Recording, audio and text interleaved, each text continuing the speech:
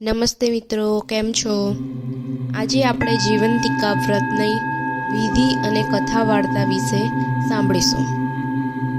જીવંતિકા વ્રતની વિધિ એ છે કે શ્રાવણ માસના પ્રથમ શુક્રવારથી આ વ્રત શરૂ થાય કે કરાય છે. જો પ્રથમ શુક્રવારે ન થઈ શકે તો બીજા શુક્રવારે શરૂ કરી શકાય. પ્રાતઃકાળે ઉઠીને સ્નાન વિધિથી પરવારી માની તસવીર સામે 5 દિવેટનો ઘીનો દીવો કરવો, અબીલ, ગુલાલ અને પુષ્પોથી પૂજા કરવી, સ્તુતિ પ્રાર્થના કરીને કથા સાંભળવી. આ વ્રત કરનાર સ્ત્રીએ પીળા વસ્ત્રો, પીળા અલંકારો કે પીળા રંગની વસ્તુઓનો ત્યાગ કરવો અને લાલ વસ્ત્રો પહેરવા. પીળા મંડપ નીચે સૂવું નહીં અને ચોખાનું પાણી ઓળંગવું નહીં. કથા પૂરી થયા પછી 5 દિવેટોના દીવાથી આરતી ઉતારવી. ખાંડના શીરાનો કે સાકરનો પ્રસાદ વહેંચવો અને પોતાના સંતાનની રક્ષા માટે માતાજીને પ્રાર્થના કરવી. વ્રતના દિવસે એક ટાણો કરવો, જૂઠું ન બોલવું, કોઈની નિંદા ન કરવી, આખો દિવસ માના જાપ જપવા. જીવંતિકાનું વ્રત કરનારના સંતાન પર માની અમિત દ્રષ્ટિ રહે છે ને તેઓ દીર્ઘાયુષ્યી થાય છે. હવે આપણે વાર્તા સાંભળીશું. પ્રાચીન કાળમાં શીલભદ્રા નગરીમાં સુશીલ કુમાર નામે એક રાજા રાજ કરતો હતો. તેની રાણીનું નામ સુલક્ષણા હતું. રાજા રાણી ઘણા દાની અને ધર્મિષ્ઠ હતા, પણ શેર માટીની ખોટ હોવાના લીધે એમને મન સંસારના બધા સુખ ઝેર જેવા થઈ ગયા.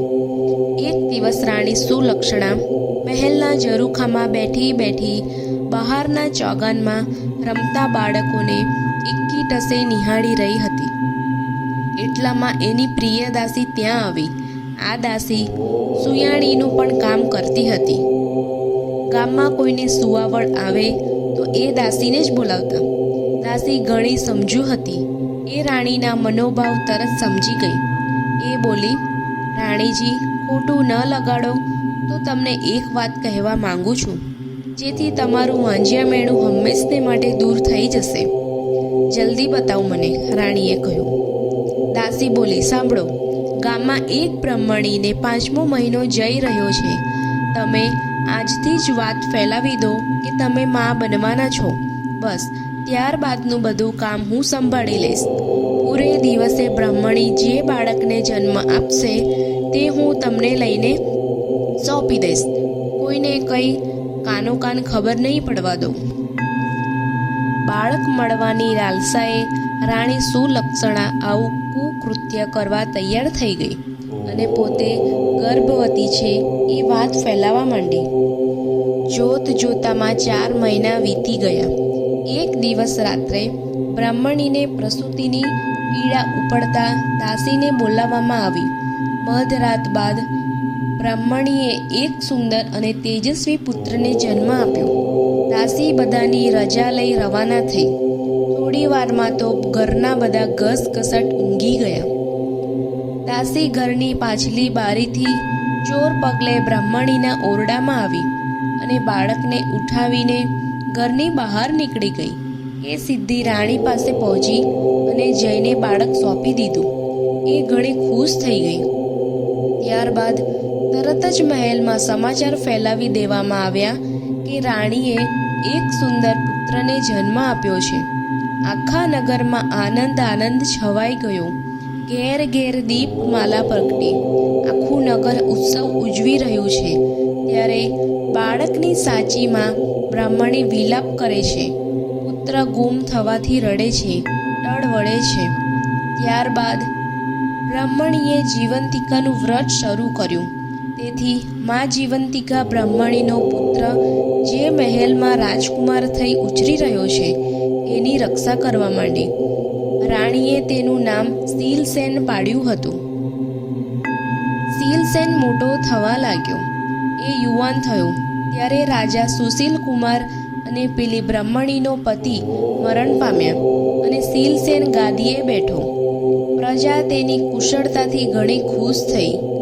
થોડા સમય પછી એ પિતાનું શ્રાદ્ધ કરવા માટે ગંગાજી જવા નીકળ્યો. રસ્તામાં એણે એક વણિકના ઘેર ઉતારો રાખ્યો. એ દિવસે વણિકના ઘેર પુત્રની છઠ્ઠી હતી. ઘરના બધા ઊંઘી ગયા હતા.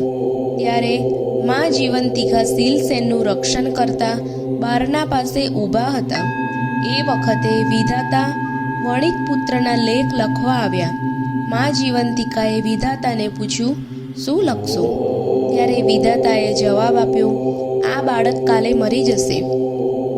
આ સાંભળી મા જીવંતિકાએ કહ્યું, જ્યાં મારા પગલાં પડે ત્યાં અમંગળ કદાપી ન થઈ શકે, માટે બાળકનું 100 વર્ષનું આયુષ્ય લખજો. વિધાતાએ મા જીવંતિકાની આજ્ઞા માથે ચડાવી. બીજા દિવસે વાણિયાએ પોતાના બાળકને જીવતો જોયો તો એ ગદગદ થઈ ગયો, કારણ કે એને ત્યાં જન્મેલા બાળકો 7મો દિવસ જોતા જ ન હતા. એને ખાતરી થઈ ગઈ કે આ બધું આ મુસાફરના મંગલ પગલાંના પ્રતાપે જ થયું છે. શીલસેન બીજા દિવસે જવા તૈયાર થયો ત્યારે વાણિયાએ ખૂબ જ આગ્રહ કરીને ફરીવાર આવવા કહ્યું. શીલસેને હા પાડી.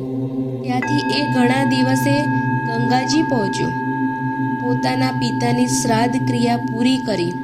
જ્યાં એ પિંડદાન કરવા જતો હતો ત્યારે નદીમાંથી 2 હાથ બહાર આવ્યા. આ જોઈ શીલસેનના અચરજનો પાર ન રહ્યો. એણે પિંડ એક હાથમાં મૂકી દીધો. આમ શ્રાદ્ધ ક્રિયા પતાવી શીલસેન પોતાને ગામ આવવા ચાલી નીકળ્યો. ફરતો ફરતો શીલસેન બરાબર 1 વર્ષે પેલા વાણિયાને ઘેર આવ્યો અને રાતવાસો રહ્યો. એ દિવસે વાણિયાને ત્યાં ફરી બાળકનો જન્મ થઈ 6 દિવસ થયા હતા. રાત પડતા જ વિધાતા છઠ્ઠીના લેખ લખવા આવ્યા તો જીવંતિકાએ તેને રોકીને 100 વર્ષનું આયુષ્ય લખવા કહ્યું. વિધાતાએ આજ્ઞા માન્ય રાખી. લેખ લખીને પાછા ફરતી વખતે જીવંતિકા માને પૂછ્યું, માં, તમે આ રાજકુમારનું રક્ષણ શા માટે કરો છો? આ ક્ષણે શીલસેનની આંખ ખુલી ગઈ અને એ આ સંવાદ સાંભળવા લાગ્યો. મા જીવંતિકાએ કહ્યું, આ બાળકની માતા મારું વ્રત કરે છે, આથી હું એનું રક્ષણ કરું છું. આ સાંભળી શીલસેન વિચારમાં પડી ગયો. એની માતા કોઈ વ્રત કરતી હોય એવું એને યાદ ન હતું. છતાં એણે માતાને પૂછી ખાતરી કરવાનું નક્કી કર્યું. ઘણા જ દિવસે એ પોતાના રાજ્યમાં પહોંચ્યો. પહેલે જઈને માને પૂછ્યું, માં, તું કયું વ્રત કરે છે? બેટા, હું તો કોઈ વ્રત કરતી નથી, રાણી સુલક્ષણા બોલી. આથી શીલસેનને શંકા પડી કે આ મારી સગી માં નથી. પોતાની માને શોધી કાઢવા માટે એણે શ્રાવણ માસના પ્રથમ શુક્રવારે આખી નગરીને જમાડવાનું આમંત્રણ આપ્યું. સાથે સખ્ત સૂચના આપી કે દરેકે પીળા વસ્ત્ર પહેરવા. બધા જમવા આવ્યા ત્યારે શીલસેને આજ્ઞા કરી કે નગરમાં તપાસ કરો કે કોઈ રહી ગયું છે.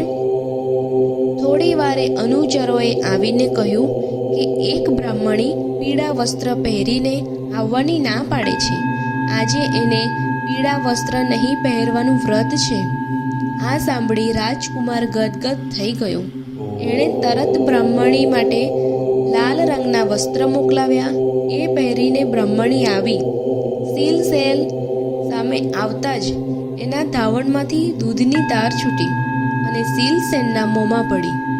આ જોતા જ નગરજનો અચરજમાં પડી ગયા અને એકી અવાજે બોલી ઉઠ્યા, આ જ રાજકુમાર શીલસેનની માતા છે.